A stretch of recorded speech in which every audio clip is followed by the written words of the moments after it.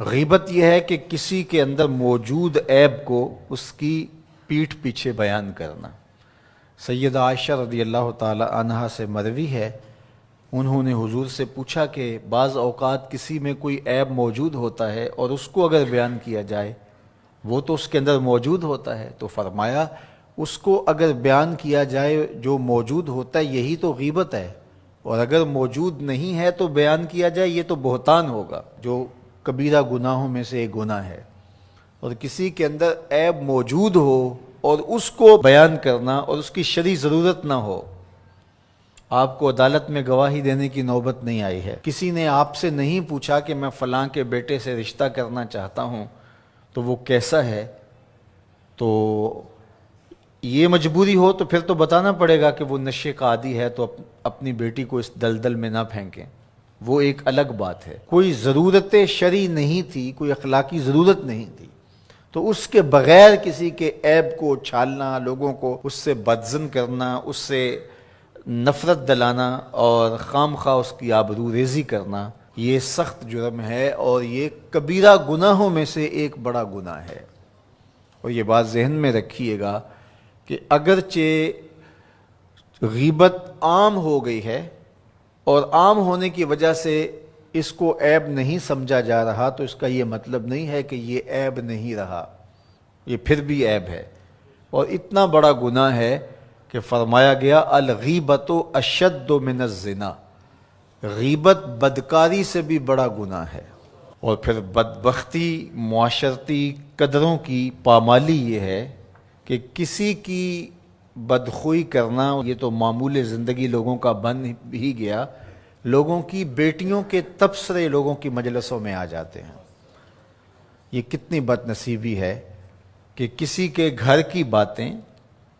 وہ 100% درست ہی کیوں نہ ہو، اس کی بیٹی کا تذکرہ، ماں بہن کی باتیں چوپالوں میں، بیٹھکوں میں، مجلسوں میں گونجتے ہوئے کہکہوں کی صورت کے اندر بیان ہوں، تو ذرا بتائیے کہ وہ معاشرہ کوئی معاشرہ ہے؟ آج میں اور آپ دیکھیں کہ ہم کہاں کھڑے ہیں۔ اور آقا کریم علیہ الصلوۃ والسلام کو یہ چیز دکھلائی گئی کہ تانبے کے ناخنوں سے اپنے چہرے کو نوچ رہے ہیں۔ اپنا معاشرہ تشدد اور افتراق کا شکار ہو کے رہ گیا ہے۔ یہاں یہ بات بھی میں کہنا چاہوں گا کہ بریکنگ نیوز کے نام سے جس طرح سے چینلز کی دوڑ لگی ہوئی ہے، اور اس میں یہ نہیں دیکھا جاتا کہ کسی کی عزت کو اچھالنا قرار پا رہا ہے اور اس کا کیا نقصان اس معاشرے میں ہوتا ہے۔ اور تیسری بات یہ ہے کہ برائی کو نشر کرنے سے برائی کی حوصلہ افزائی بھی ہوتی ہے اور لوگ گناہ میں دلیر ہوتے ہیں، اور اگر اس کو بیان کرنا ناگزیر بھی ہو جائے تو اس کو 100 پردوں میں ملفوف کر کے بیان کرنا چاہیے۔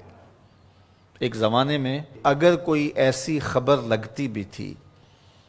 تو لکھا ہوتا تھا نون اور میم، نام نہیں لکھا ہوتا تھا، دونوں قابل اعتراض حالت میں پائے گئے اور پولیس نے موقع پر گرفتار کر لیا۔